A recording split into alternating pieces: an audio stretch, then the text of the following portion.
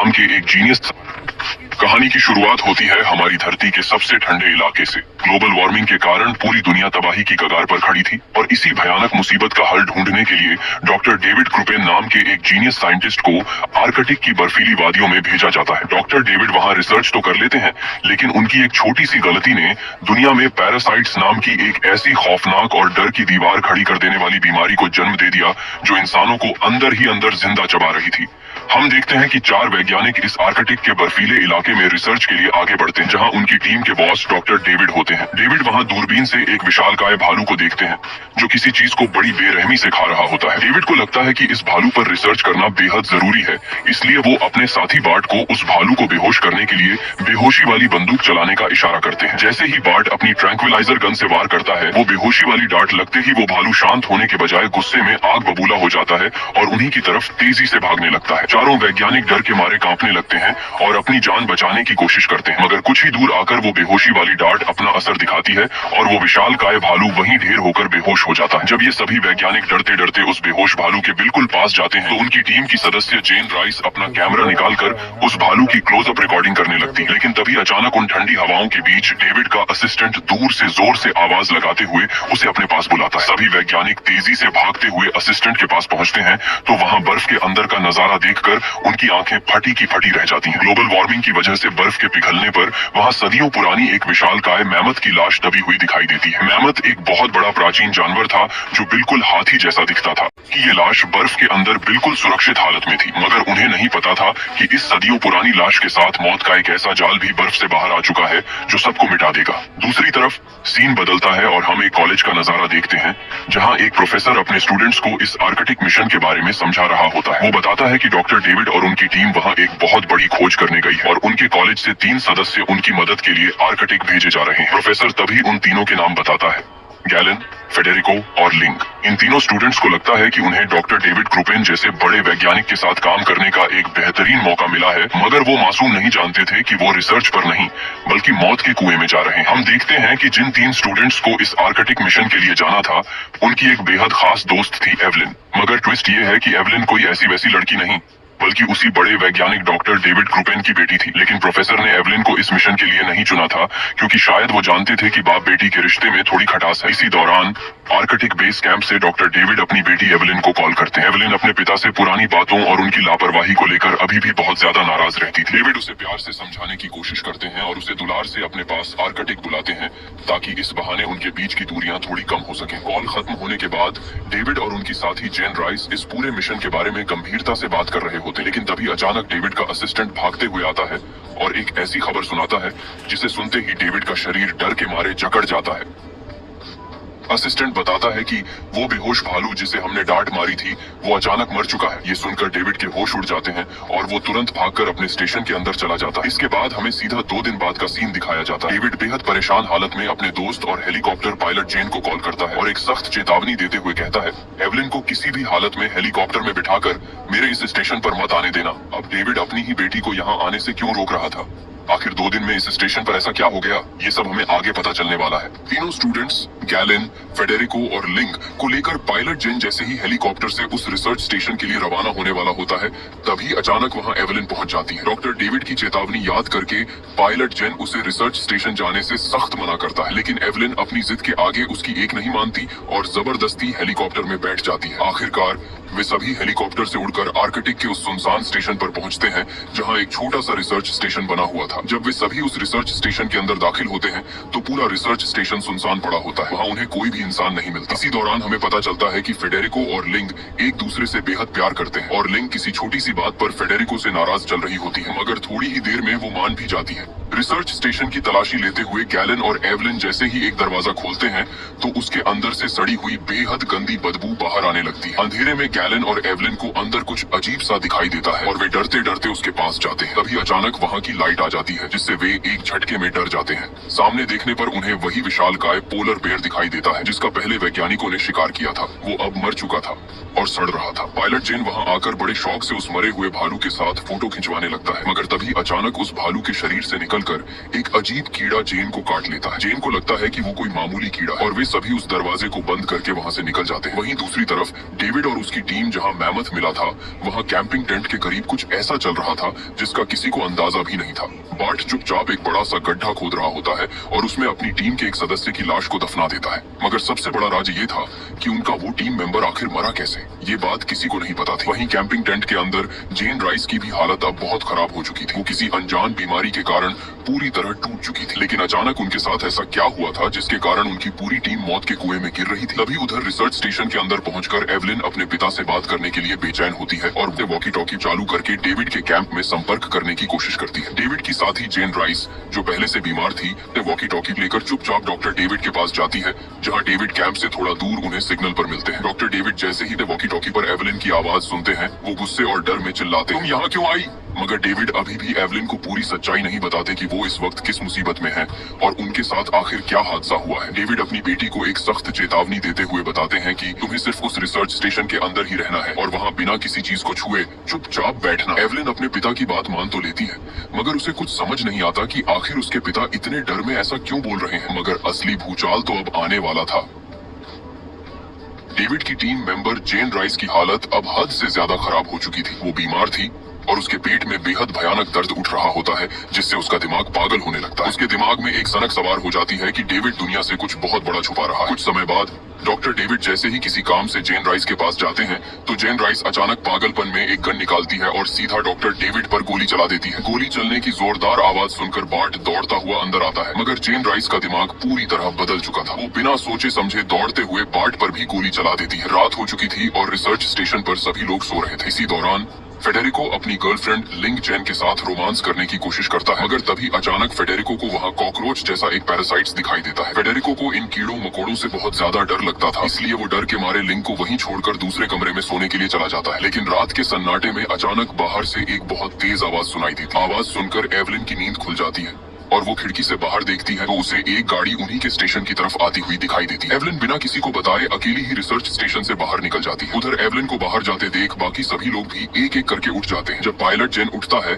और अपने उस हाथ को देखता है जहां उसे पैरासाइट ने काटा था, तो उसके हाथ से तेजी से खून निकल रहा होता है। मगर जेन इसे मामूली समझता है और सोचता है कि किसी आम कीड़े के काटने से ही ऐसा हुआ होगा, इसलिए वो उसे इग्नोर कर देता है। एवलिन जैसे ही बाहर दौड़कर उस गाड़ी के पास पहुंचती है, तो उसे गाड़ी के अंदर कोई नहीं मिलता। वो पूरी तरह खाली थी। वो परेशानी में चारों तरफ देखती है और फिर हेलीकॉप्टर का दरवाजा खोलती है। हेलीकॉप्टर के अंदर का नजारा देखकर उसके होश उड़ जाते हैं। वहाँ जेन राइस बेहद बुरी और खौफनाक हालत में बेहोश पड़ी थी। एवलिन डर के मारे जोर जोर से चिल्लाते हुए अपने बाकी साथियों को आवाज लगाकर बुलाती है। एवलिन की आवाज सुनकर अंदर सब जागने लगते हैं। लिंग भी उठने की कोशिश करती है, मगर बाहर जाने से पहले जैसे ही वो मिरर में अपना चेहरा देखती है, उसकी सांसें अटक जाती हैं। उसके जिस्म और चेहरे पर अजीब और भयानक निशान दिखाई दे रहे थे, जैसे उसके अंदर कुछ चल रहा हो। सभी साथी मिलकर जेन राइस को हेलीकॉप्टर से निकालते हैं और ट्रीटमेंट के लिए रिसर्च स्टेशन के अंदर लेकर आते हैं। एवलिन अपने पिता का हाल जानने के लिए एक बार फिर से वॉकी टॉकी पर डॉक्टर डेविड से कनेक्ट करने की कोशिश करती है, लेकिन अब वहाँ से कोई जवाब नहीं मिलता, सिर्फ सन्नाटा गूंजता है। जेन राइस की ऐसी खौफनाक हालत देखकर अब तीनों स्टूडेंट्स और पायलट डर जाते हैं और वो इस मनहूस जगह को छोड़कर तुरंत वापस अपने शहर जाना चाहते हैं। सभी लोग आपस में बात करते हैं कि हेलीकॉप्टर लेकर तुरंत यहाँ से निकलना ही सही होगा। तभी एवलिन रोते हुए बोलती है, मगर मेरे पापा का क्या? उन्होंने मुझे वार्निंग दी थी और कुछ पूरी बात बताई भी नहीं। वहाँ उनके कैंप पर पक्का कुछ बहुत बुरा हुआ है। उसी दौरान जेन राइस के सामान के पास से एवलिन को अपने पिता का वीडियो कैमरा मिलता है, लेकिन अफसोस उसके अंदर से मेन टेप गायब थी, यानी कोई था जो सबूत छुपाना चाहता था। अब बिना वक्त गंवाए सभी लोग हेलीकॉप्टर में अपना सामान रखने के लिए बाहर जाते हैं, मगर तभी उन पर एक और मुसीबत टूट पड़ती है। हेलीकॉप्टर के सारे मेन वायर अंदर से बुरी तरह काटे गए थे, यानी कोई तो था जो नहीं चाहता था कि वो यहाँ से जिंदा बाहर निकल सके। एवलिन को गुस्सा आ जाता है और वो पैदल ही अपने पिता के कैंप की तरफ जाना चाहती है कि तभी अंदर से लिंग तेजी से चिल्लाती है, जेन राइस को सांस लेने में तकलीफ हो रही है। सभी लोग भागकर उसके पास जाते हैं तो देखते हैं कि जेन राइस दर्द से बुरी तरह तड़प रही थी, मगर मरने से पहले जेन राइस एवलिन से इतना कहती है कि यहाँ से किसी को जाने मत देना। अगले ही पल उसके मुंह से भयानक उल्टी होती है और वो वहीं दम तोड़ देती है। किसी को समझ नहीं आता कि जेन राइस ने ऐसा क्यों कहा। एवलिन अपनी टीम मेंबर को आंखों के सामने मरता देख रोने लगती है। अब हालात हाथ से निकल चुके थे, इसलिए एवलिन अपने पिता को ढूंढने और उनका सच पता करने के लिए पैदल ही बाहर निकल जाती है। उसका दोस्त गैलन भी उसकी हिफाजत के लिए उसके साथ जाता है। स्टेशन के अंदर फेडेरिको डर जाता है कि कहीं ये बीमारी बाकी लोगों में ना फैल जाए, इसलिए वो जेन राइस के कमरे और लाश को प्लास्टिक से पूरी तरह क्वारंटीन करने लगता है, जबकि पायलट जेन बाहर टूटे हुए हेलीकॉप्टर को मैन्युअली ठीक करने में लग जाता है ताकि वो जल्दी से उड़ सके। एवलिन और गैलन उस जगह पहुंच जाते हैं जहां डॉक्टर डेविड का कैंपिंग टेंट लगा हुआ था। एवलिन वहां पागलों की तरह अपने पिता को ढूंढने लगती है, मगर वहां उसे उस टेंट के अंदर सदियों पुराना मरा हुआ मैमथ मिलता है। जब वो दोनों उस मैमथ की लाश को ध्यान से देखते हैं तो उनकी रूह कांप जाती है। उस प्राचीन जानवर के शरीर के अंदर सदियों पुराने खतरनाक पैरासाइट के हजारों अंडे चमक रहे थे और उनमें से कॉकरोच जैसे दिखने वाले जानलेवा पैरासाइट बाहर निकल रहे थे। एवलिन डर के मारे वहां से बाहर भागती है तो थोड़ा आगे जाते ही उसे बर्फ पर बार्ट की लाश पड़ी हुई मिलती है। अपने सामने ऐसे कत्लेआम को देखकर एवलिन दिमागी तौर पर टूट जाती है और पागलों की तरह इधर उधर भागकर अपने पिता को ढूंढने लगती है। तभी उसे जमीन में आधी दफनाई हुई एक और लाश दिखाई देती है। एवलिन उसकी तरफ लपकती है, मगर गैलन उसे पीछे से मजबूरी में पकड़ लेता है और समझाता है। वो दोनों अब ये मान लेते हैं कि डॉक्टर डेविड अब इस दुनिया में नहीं रहे और उन्हें भी किसी ने मार दिया है। उधर दूसरी तरफ रिसर्च स्टेशन के अंदर मौत का पैरासाइट्स अपना असर दिखाना शुरू कर चुका था। फेडेरिको जब बाथरूम में पेशाब करने जाता है तो उसे दिखता है कि उसके पेशाब में से तेजी से खून निकल रहा है। फेडेरिको के होश उड़ जाते हैं। वो सोचता है कि रात को वो लिंग के साथ सोया था, शायद उसी वजह से उसे ये एड्स की बीमारी हुई है। वो गुस्से और डर में तेजी से लिंग के कमरे में जाता है और उस पर चिल्लाने लगता है, मगर तभी अचानक लिंग की तबीयत भी बुरी तरह बिगड़ जाती है और वो जोर जोर से उल्टी करने लगती है। लिंग की ये हालत देखकर फेडेरिको का गुस्सा ठंडा हो जाता है और वो रोते हुए उसके गले लगकर माफी मांगने लगता है। वो लिंग को दिलासा देते हुए बोलता है, ये कोई आम इन्फेक्शन है, तुम घबराओ मत, सब ठीक हो जाएगा। कुछ देर बाद एवलिन और गैलन घबराए हुए रिसर्च स्टेशन वापस लौट आते हैं। पायलट जेन उन्हें देखकर पूछता है, क्या हुआ, क्या डॉक्टर डेविड मिले? तो वो बताते हैं कि वहाँ कैंप पर सब लोगों को डॉक्टर डेविड के असिस्टेंट ने मार दिया है। दरअसल उन मासूमों को ये बिल्कुल नहीं पता था कि असिस्टेंट तो पहले ही मर चुका है और उसे बार्ट ने दफनाया था। इधर हालात खराब होते देख फेडेरिको बिना किसी को बताए चुपचाप वॉकी टॉकी उठाता है और शहर में संपर्क करके एक रेस्क्यू हेलीकॉप्टर बुलाने के लिए मदद मांग लेता है। एवलिन तभी अंदर बीमारी से तड़पती हुई लिंग के पास जाती। लिंग इस वक्त असहनीय दर्द से जूझ रही थी। एवलिन को कुछ अजीब लगता है, इसलिए वो सबसे पहले मरी हुई जेन राइस के पास जाती है और प्लास्टिक हटाकर उसका पेट देखती है। जैसे ही वो उसका पेट देखती है, उसके पैरों तले जमीन खिसक जाती है। जेन राइस के पेट के अंदर वही कॉकरोच जैसे पैरासाइट के हजारों अंडे उबल रहे थे जो उसने अभी मैमथ के अंदर देखे थे। जब वो जेन राइस की आंख के अंदर टॉर्च मारती है तो उसे आंख के अंदर एक जिंदा पैरासाइट रेंगता हुआ दिखाई देता है। अब सभी लोग समझ जाते हैं कि ये कोई आम बीमारी नहीं बल्कि एक जानलेवा पैरासाइट का हमला है। वो तुरंत जेन राइस की लाश को उठाकर रिसर्च लैब में ले जाते हैं। एवलिन जब वहाँ रखे मरे हुए पोलर बेयर को चेक करती है तो उस भालू के शरीर में भी वही खौफनाक अंडे दिखाई देते हैं। ठीक उसी वक्त फेडेरिको वहाँ आता है और खुश होते हुए बोलता है, मैंने मदद के लिए कॉल कर दिया है और रेस्क्यू हेलीकॉप्टर हमें लेने आ रहा है। पायलट जेन एवलिन का उतरा हुआ चेहरा देखकर पूछता है, क्या बात है एवलिन? तो एवलिन डर से कांपते हुए बोलती है, हमें उन्हें तुरंत दोबारा कॉल करके मना करना होगा कि वो यहाँ ना आए, नहीं तो उन्हें भी इस कॉकरोच जैसे पैरासाइट का भयानक इन्फेक्शन हो जाएगा और ये बीमारी शहर में फैल जाएगी। ये सुनते ही सबके बीच भयानक झड़प और झगड़ा शुरू हो जाता है। फेडेरिको और जेन यहाँ से भागना चाहते हैं मगर एवलिन उन्हें रोकते हुए चिल्लाती है, मेरे पापा ने मुझे यहाँ आने से इसलिए मना किया था क्योंकि वो इस बीमारी को यहाँ रोक नहीं पाए। अगर रेस्क्यू टीम यहाँ आई तो सब बर्बाद हो जाएगा। एवलिन उन्हें यहाँ आने से रोकने के लिए तेजी से भागकर वॉक टॉक की तरफ लपकती है ताकि रेस्क्यू टीम को वार्निंग दे सके, मगर तभी पीछे से फेडेरिको पागलपन में अपनी गन निकाल कर आता है और एक ही गोली में पूरे वॉक टॉक सिस्टम को उड़ा देता है। अब बाहर से संपर्क करने का हर रास्ता खत्म हो चुका था। फेडेरिको अपनी गन सबकी तरफ तान देता है और शैतानी अंदाज में बोलता है, अब इस स्टेशन पर वही होगा जो मैं कहूंगा, कोई कहीं नहीं जाएगा जब तक हेलीकॉप्टर हमें लेने नहीं आ जाता। लिंग चेन डरते डरते उनकी तरफ आने लगती है मगर तभी अचानक उसे जोर जोर से खूंखार उल्टियां होने लगती हैं क्योंकि उसे भी उन्हीं कॉकरोच जैसे दिखने वाले मौत के पैरासाइट ने काट लिया था। एवलिन और गैलन उसे तुरंत उठाकर दूसरे कमरे में ले जाते हैं। एवलिन जब उसके पेट के ऊपर से कपड़ा हटाकर देखती है तो उसकी सांसें अटक जाती हैं। लिंग के पेट के अंदर भी बिल्कुल वैसे ही पैरासाइट के हजारों अंडे उबल रहे थे जैसे उन्होंने उस मरे हुए मैमथ के अंदर देखे थे। अपने होश गंवाते हुए जब वो सभी रिसर्च लैब की तरफ भागते हैं तो अंदर का नजारा देखकर उनकी आंखें खुली की खुली रह जाती हैं। लैब के अंदर अब हजारों की संख्या में वो कॉकरोच जैसे पैरासाइट रेंग रहे थे। उन पैरासाइट का ये नंगा नाच देखकर पायलट जेन को अचानक अपना वो हाथ याद आता है जहाँ उसे पैरासाइट ने काटा था। वो समझ जाता है कि अगर उसने अभी कुछ नहीं किया तो वो भी जिंदा लाश बन जाएगा। जेन तुरंत एक चाकू निकालता है और अपने उस जख्म को चीर कर अंदर से पैरासाइट को निकालने की कोशिश करने लगता है, मगर अफसोस वो शैतानी पैरासाइट्स और गहराई में उसके जिस्म के अंदर दाखिल हो जाता है। अब पायलट जेन जो करने वाला था उसका किसी को अंदाजा भी नहीं था। जेन डर और पागलपन में एक बड़ा सा और तीखा हथियार उठाता है और उसे गैलन की तरफ करके चिल्लाने लगता है, मेरा हाथ काट दो। गैलन डर के मारे साफ मना कर देता है, नहीं जेन, मैं ऐसा नहीं कर सकता। जब कोई तैयार नहीं होता तो जेन खुद अपने हाथ पर वो हथियार चलाने लगता है मगर एवलिन तेजी से आगे बढ़कर उसे रोक देती है। एवलिन जल्दी से बैंडेज लेकर आती है और गैलन जेन को एक इंजेक्शन लगाता है ताकि उसका दर्द थोड़ा कम हो सके और पर एवलिन उसके हाथ को ऊपर से कसकर बांध देती है ताकि खून का बहाव कम हो सके। उधर दूसरी तरफ साइको बन चुका फेडेरिको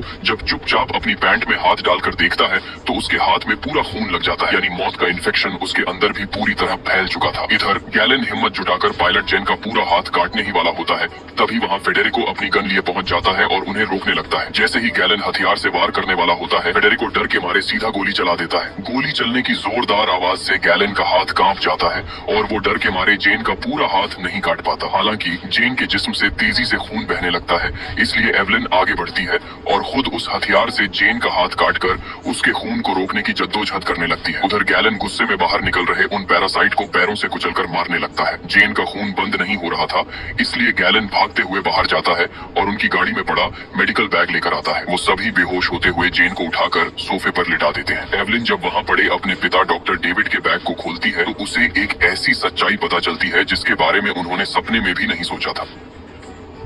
उसे अपने पापा की एक पुरानी नोटबुक मिलती है जिसमें इस भयानक पैरासाइट के बारे में सब कुछ पहले से लिखा हुआ था। उस नोटबुक से उन्हें पता चलता है कि ये कोई मामूली कॉकरोच नहीं बल्कि सदियों पुराना एक बेहद खतरनाक प्राचीन पैरासाइट है जो जिस्म को अंदर से चबा जाता है। इतना ही नहीं, उसे वहाँ जेन राइस की रिकॉर्ड की हुई वीडियो टेप्स भी मिल जाती हैं। मगर अफसोस, जिस कैमरा में वो टेप चल सकती थी वो कैमरा अभी भी उस लैब के अंदर मरी हुई जेन राइस की लाश के पास ही छूट गया था। एवलिन फैसला करती है कि वो हर हाल में उस लैब के अंदर जाएगी ताकि कैमरा लेकर आ सके और सच देख सके। मगर लैब के अंदर हजारों पैरासाइट को देखकर फेडेरिको दरवाजे पर खड़ा हो जाता है और मना करने लगता है। गैलन उसे धक्का देकर समझाता है, फेडेरिको हट जाओ, शायद उस कैमरे की रिकॉर्डिंग में इस बीमारी से बचने का कोई तरीका मिल जाए और हम सब जिंदा बच सकें। फेडेरिको तभी एवलिन को एक डरावनी वार्निंग देता है, ठीक है जाओ, याद रखना अगर अंदर एक भी पैरासाइट्स तुम्हारे ऊपर चढ़ गया तो मैं तुम्हें बाहर नहीं आने दूंगा, वहीं लॉक कर दूंगा। एवलिन पूरी सेफ्टी के साथ अपने जिस्म को ढक कर उस भयानक लैब के अंदर दाखिल होती है। वो बिल्कुल धीरे धीरे बिना कोई आवाज किए जेन राइस की लाश के पास पहुंचती है और जैसे ही उसके हाथ से कैमरा निकालती है तभी अचानक सन्नाटे को चीरते हुए हजारों कॉकरोच पैरासाइट उसके पीछे से उस पर हमला कर देते हैं। एवलिन अपनी जान बचाकर पूरी रफ्तार से भागती हुई दरवाजे तक पहुंचती है और दरवाजा खोलने के लिए चिल्लाती है, मगर शैतान फेडेरिको दरवाजा अंदर से लॉक करके खड़ा हो जाता है और उसे बाहर नहीं आने देता। गैलन का खून खौल उठता है, वो फेडेरिको से पूरी तरह भिड़ जाता है, उसे मारकर पीछे फेंकता है और दरवाजा खोलकर एवलिन को बाहर निकाल लेता है और दरवाजा दोबारा लॉक कर देता है। मगर भागते वक्त एवलिन के कपड़ों के अंदर कुछ पैरासाइट दाखिल हो चुके थे। एवलिन डर के मारे कांपने लगती है और अपने ऊपर के कपड़े उतारने लगती है। गैलन तेजी से आगे बढ़ता है और उसके जिस्म से एक रेंगते हुए पैरासाइट को निकालकर मार देता है। फेडेरिको तभी शैतानी और साइको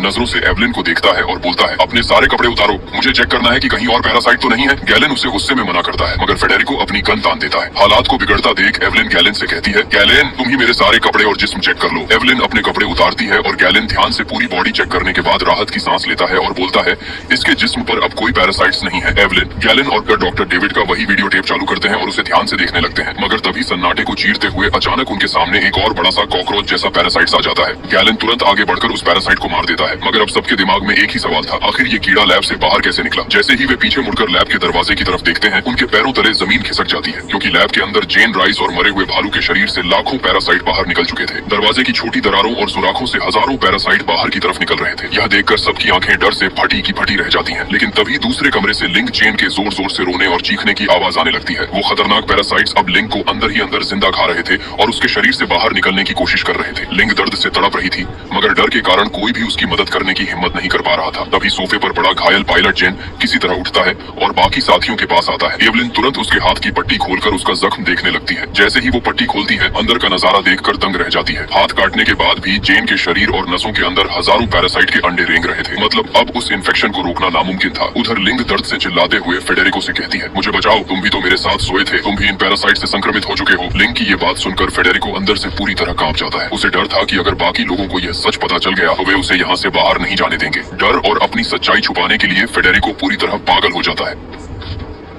वो अपनी गन निकालकर सबके सामने अपनी ही गर्लफ्रेंड लिंक को गोली मार देता है। गोली की आवाज पूरे कमरे में गूंज उठती है, मगर लिंक अभी भी जिंदा थी और तड़प रही थी। फेडेरिको की इस दरिंदगी को देखकर पायलट जेन का खून खौल उठता है। वो अपने एक ही हाथ से आगे बढ़कर फेडेरिको को जोरदार मुक्का मारता है, जिससे वो जमीन पर गिर जाता है। तभी पायलट जेन ऐसा फैसला लेता है कि सबकी सांसें रुक जाती हैं। वो कहता है, मैं अंदर जाकर लिंक को हमेशा के लिए इस दर्द से सुला रहा हूँ। एवलिन रोते हुए उसे रोकती है, क्योंकि अंदर हजारों पैरासाइट्स थे, मगर जेन उसकी बात नहीं मानता। वो अंदर जाता है, लिंक को हमेशा के लिए शांत कर देता है और खुद को भी उन खतरनाक पैरासाइट के हवाले कर देता है। उधर बाहर बर्फ में रेस्क्यू हेलीकॉप्टर की आवाज सुनाई देने लगती है। सब लोग रिसर्च स्टेशन से निकलने की तैयारी करते हैं, मगर एवलिन उन्हें रोकते हुए कहती है, है। हमें यहाँ से निकलने से पहले सबको चेक करना होगा कि कोई संक्रमित तो नहीं, क्योंकि अगर एक भी इंसान ये बीमारी लेकर शहर पहुँच गया तो पूरी दुनिया तबाह हो जाएगी। लेकिन अपनी सच्चाई छुपाने के लिए फेडेरिको गुस्से में चिल्लाता है, मैं यहाँ से जा रहा हूँ, जिसे अपनी जान बचानी है वो मेरे साथ चले, नहीं तो यहीं सड़ो। एवलिन उसके पीछे भागती है और चिल्लाकर कहती है, हमें पता है तुमने लिंक को क्यों मारा, क्योंकि तुम खुद संक्रमित हो चुके हो और तुम्हारी वजह से लिंक को भी इन्फेक्शन हुआ। अपना राज खुलता देखकर फेडेरिको पूरी तरह पागल हो जाता है। वो तुरंत अपनी गन निकालकर एवलिन और गैलन की तरफ तान देता है। उसके चेहरे पर मौत का डर साफ दिखाई दे रहा था। वो कांपती आवाज में कहता है, अगर हेलीकॉप्टर यहाँ आ गया तो तुम दोनों सब सच बता दोगे और वो मुझे यहीं छोड़ देंगे, इसलिए मैं तुम दोनों को जिंदा नहीं छोड़ूंगा। फेडेरिको जैसे ही एवलिन पर गोली चलाने के लिए ट्रिगर दबाने वाला होता है, तभी अचानक वहाँ कुछ ऐसा होता है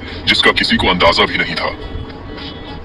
फेडेरिको पूरे गुस्से में एवलिन पर गोली चलाने के लिए जैसे ही ट्रिगर दबाने वाला होता है, तभी सन्नाटे को चीरते हुए एक गोली चलती है। मगर ये गोली फेडेरिको ने नहीं चलाई थी, बल्कि पीछे से अचानक आए डॉक्टर डेविड ने सीधा फेडेरिको के जिस्म में उतार दी थी। फेडेरिको वहीं ढेर हो जाता है। एवलिन और गैलन तेजी से भागते हुए डॉक्टर डेविड के पास जाते हैं, जो खुद भी पहले से गोली लगने की वजह से बुरी तरह जख्मी थे। एवलिन अपने पिता को जिंदा देखकर एक पल के लिए खुश हो जाती है और उन्हें संभालती है। वो उन्हें उन कॉकरोच जैसे प्राचीन पैरासाइट के बारे में बताती है और कहती है, इससे पहले कि ये पैरासाइट्स बाहर निकलकर सब तबाह कर दें, हमें इस पूरे रिसर्च स्टेशन को आग लगाकर इन्हें यहीं खत्म करना होगा। डेविड बिना कुछ बोले अपनी बेटी की बात पर हाँ में सिर हिला देता है। एवलिन और गैलन तुरंत स्टेशन को जलाने की तैयारी में लग जाते हैं, मगर तभी एवलिन के दिमाग में एक बात घूमती है। उसे उस वीडियो टेप की याद आती है जो उसके पिता ने रिकॉर्ड की थी। सच जानने के लिए वो तेजी से जाकर वीडियो प्ले करती है और जो सच सामने आता है उसे देखकर उसके पैरों तले जमीन खिसक जाती है। वीडियो में डॉक्टर डेविड इस प्राचीन और जानलेवा बीमारी के बारे में एक ऐसी डरावनी सोच बता रहे थे जिसे सुनकर किसी की भी रूह कांप उठे। डेविड का मानना था कि इंसान इस धरती के लिए एक वायरस की तरह है जो ग्लोबल वार्मिंग बढ़ाकर पूरी पृथ्वी को खत्म कर रहे हैं। जब उन्हें बर्फ में वो सदियों पुराने पैरासाइट मिले तो उन्होंने देखा कि ये पैरासाइट इंसानों को कितनी बेरहमी और तेजी से मार सकते हैं। डेविड ने सोचा कि अगर ये इन्फेक्शन पूरी दुनिया में फैल जाए तो सारे इंसान खत्म हो जाएंगे और उनकी ये धरती बच जाएगी। वो चाहता था कि जब रेस्क्यू टीम उसे बचाने आए तो वो इस बीमारी को उनके जरिए शहर और फिर पूरी दुनिया में फैला सके। इसीलिए उस शैतान ने जानबूझकर खुद को इन्फेक्ट किया था ताकि वो इस प्राचीन वायरस का कैरियर बनकर शहर दाखिल हो सके। एवलिन अभी दंग रह ही गई थी कि तभी रिसर्च सेंटर के अंदर डॉक्टर डेविड आ जाते हैं। एवलिन रोते हुए उन्हें समझाने की कोशिश करती है, आप ऐसा मत करो, इस शैतानी वायरस से कोई नहीं बचेगा, लाखों बेगुनाह लोग मारे जाएंगे। मगर डेविड पर अब पागलपन सवार था। वो बिना सोचे समझे दरवाजा बाहर से लॉक कर देता है और अपनी ही बेटी और गैलन को उन पैरासाइट से भरे रिसर्च स्टेशन के अंदर बंद करके अकेले हेलीकॉप्टर की तरफ भागने लगता है ताकि शहर निकल सके। मगर गैलन हार नहीं मानता। वो पूरी ताकत से रिसर्च स्टेशन की खिड़की तोड़कर बाहर निकल जाता है। हेलीकॉप्टर चलने ही वाला होता है कि तभी पायलट को बाहर गैलन दिखाई देता है, मगर डॉक्टर डेविड चालाकी से पायलट से झूठ बोल देते हैं कि वो इन्फेक्ट हो चुका है, हेलीकॉप्टर मत रोकना। गैलन अपनी जान पर खेलकर भागता है और उड़ते हुए हेलीकॉप्टर के नीचे लटक जाता है। वो जोर जोर से चिल्लाते हुए पायलट को रुकने के लिए बोलता है, मगर हेलीकॉप्टर के शोर में पायलट को कुछ सुनाई नहीं देता और आखिरकार गैलन का हाथ छूट जाता है और वो सीधा बर्फ पर जा गिरता है। अब एवलिन के पास पूरी दुनिया को बचाने के लिए सिर्फ एक ही रास्ता बचा था, अपने ही बाप की कुर्बानी देना। एवलिन बिना एक पल गनवाए अंदर से एक गन निकालती है और बहादुरी से उड़ते हुए हेलीकॉप्टर पर अंधाधुंध गोलियां चला देती है। गोलियां लगते ही हेलीकॉप्टर का बैलेंस पूरी तरह बिगड़ जाता है और वो सीधा आकर रिसर्च स्टेशन से टकरा जाता है। एक बहुत ही जोरदार धमाका होता है और पूरा स्टेशन और हेलीकॉप्टर आग की लपटों में घिर जाता है। सारे खतरनाक पैरासाइट उस आग में जलकर राख हो जाते हैं। एवलिन भागते हुए बाहर आती है और बर्फ पर गिरे गैलन के पास जाती है, मगर अफसोस तब तक बहुत देर हो चुकी थी। गैलन दम तोड़ चुका होता है और एवलिन उसे बचा नहीं पाती। अपने सभी अपनों को खोने के बाद एवलिन पूरी तरह अकेली हो जाती है और चुपचाप बाहर खड़े एक पुराने बंद हेलीकॉप्टर के अंदर जाकर बैठ जाती है। अगले दिन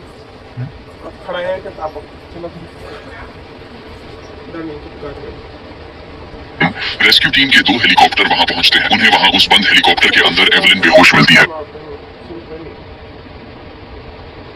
वो तुरंत उसे रेस्क्यू करते हैं और अपने साथ वापस शहर ले जाते हैं। शहर पहुंचकर एवलिन होश में आती है और पूरी दुनिया को उस आर्कटिक रिसर्च स्टेशन पर हुई तबाही और अपने पिता डॉक्टर डेविड का वो खौफनाक मैसेज सुनाती है ताकि लोग ग्लोबल वार्मिंग को लेकर जागरूक हो सके। मगर कहानी का सबसे बड़ा और असली झटका तो अब लगने वाला था। उस हादसे के कुछ साल बाद सीन बदलता है और हमें एक घना जंगल दिखाई देता है। एक इंसान अपनी गाड़ी लेकर उस जंगल में हंटिंग के लिए जाता है, जहाँ उसका पालतू कुत्ता भटकते हुए एक मरे हुए छोटे पक्षी को खाने लगता है। मगर उस मासूम शिकारी को ये बिल्कुल नहीं पता था कि वो पक्षी उसी